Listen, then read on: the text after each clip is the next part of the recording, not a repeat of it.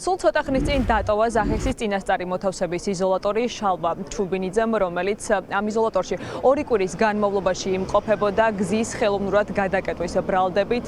ჟურნალ ცხელი შოკოლადის დამფუძნებელი სამართალდამცველებმა 19 ოქტომბერს დააკავეს და მოსამართლე ზვიად ცეკვავა მის წინააღმდეგ შეიძლება ითქვას, რომ ერთ-ერთი მაქსიმალური სასჯელი გამოიყენა და ის 14 დღიან პატიმრობაში გაუშვა, თუმცა შალვა ჩუბინიძე, როგორც სხვა დაკავებულები, რომლებიც წინასწარი მოთავსების იზოლატორებს ტოვებენ, სრული შემართებით არის გამოსული და ის ამბობს, რომ მიუხედავად იმისა, რომ ქართული ოცნების მცდელობა ახლა არის ის, რომ ეს მოქალაქეები დააშინონ, როგორმე პროტესტი შეწყვიტონ, ეს რა თქმა უნდა ამ ადამიანებს არ აშინებთ, მეტიც, როგორც შალვა ჩუბინიძე ამბობს, ამ 14 დღის განმავლობაში ის თანამესაკნეებთან ერთად იმაზეც კი ფიქრობდა, როგორ შეიძლება პროტესტის ახალი ფორმების, ახალი მუხტის მოფიქრება და შესაბამისად ის ამბობს, რომ ეს რეპრესიული მექანიზმები, რომელსაც ახლა ქართული ოცნების ხელისუფლება მათ წინააღმდეგ პროევროპულად განწყობილი მოქალაქეების წინააღმდეგ ავრცელებს, ეს ამ ადამიანების არაშინებს, ის რა თქმა უნდა დღესაც და მომდევნო დღეების განმავლობაში თანამოაზრეებთან ერთად რუსთაველის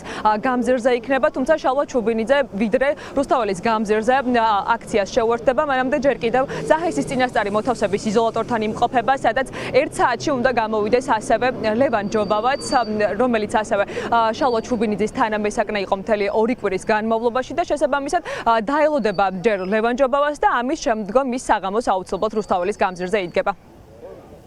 ახალი ენერგიით შეუდგებით გაპროტესტებას. რა თქმა უნდა, რუსთაველზე ვფიქრობდით კიდეც ჩემ თანამებრძოლებთან ერთად, სად უფრო მიგვიჩქარის გული აქედან გასულებს სახლში თუ პირდაპირ მეორე ოჯახში რუსთაველზე. ამიტომ რა თქმა უნდა, დღესვე გავაგრძელებთ და შევხვდებით რუსთაველზე. ყველა ეს ნაბიჯი, რასაც გადადგავენ ხალხის დასაშინებლად, პირიქით შემოუტრიალდებათ და მეტი უკმაყოფილო გაჩნდება ქვეყანაში და ეს უსამართლობა თუ მუშაობს რუსეთში და ხალხის ჩაგვრა, ეს საქართველოში ვერ იმუშავებს, იმიტომ რომ ქართველი ხალხი არ არის ჩაგვრელი და ყოველთვის სუსტის მხარეს არის. ძალიან კარგი და დიდი გეგმებით ვართ და ვეცდებით, რომ ძალაუფლების წონასწორობა საქართველოში გაჩნდეს. გადაკეტვის ბრალდებით ხალხის დაკავება არის უსამართლობა, მაგრამ მეგობრები, თანამოაზრეები შეძახილებით დახვდნენ ცოტა ხნის წინ ზახესის წინასწარი მოთავსების იზოლატორთან შალვა ჩუბინიძეს ბოლომდე. ასე ყვიროდნენ ეს ადამიანები იზოლატორის შესასვლელთან და ეს არიან ის მოქალაქეები, ვინც სრულად იზიარებს შალვა ჩუბინიძის და იმ დაკავებული მოქალაქეების პოზიციას და განწყობებს, ვინც ჯერ კიდევ არჩებიან საკნებში და ეს ადამიანები ამბობენ, რომ მაშინ, როდესაც ქვეყანა და ქვეყნის ხელისუფლება ცდილობს, რომ ევროპული გზა გადაგვიკეტოს, მაშინ რუსთაველის გამზირის გადაკეტვის ბრალდებით ხალხის დაკავება არის უსამართლობა და ამ უსამართლობის განცდას უჩენს სწორედ ეს გადაწყვეტილებები ამ ხალხს და ისინი ამბობენ, რომ მიუხედავად მათი დაშინების მცდელობისა, ისინი პროცესის და ბრძოლის გაგრძელებას ბოლომდე აპირებენ. მაშინ, როდესაც ხელისუფლება შენს ქვეყანას უკეტავს გზას, სავალს დასავლეთისკენ, ყველაზე მინიმალური რაც შეიძლება მოქალაქემ გააკეთოს და გზის რაღაც გარკვეულ მონაკვეთს კეტავს და ამის გამო მას თავისუფლების აღკვეთით ემუქრებიან, უსამართლობის შეგრძნებას ტოვებს თითოეული ადამიანის გულში. ამიტომ გამოხატავენ პროტესტს, ამიტომ ხვდებით აქ მე შალვა გავიცანი, ერთად ვიჯექით ერთ საკანში.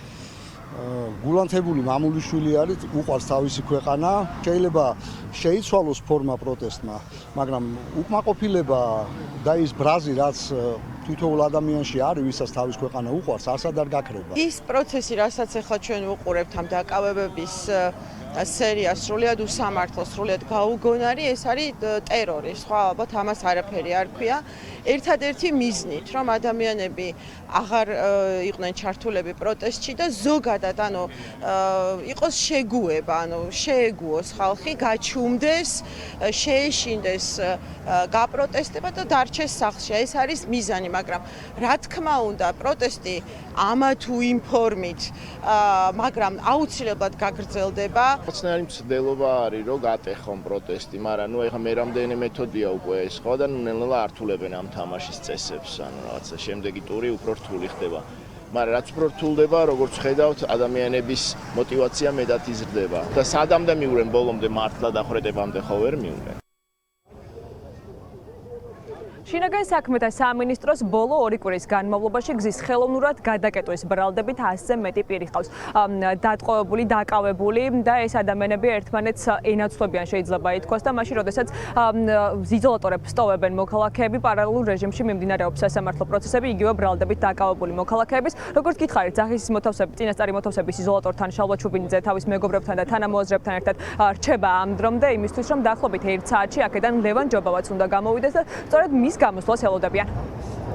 დიანა ჩირგაძე განაგრძობს ადგილზე მუშაობას და უფრო მეც მოგიყვებათ შემდეგ გამოშვებაში.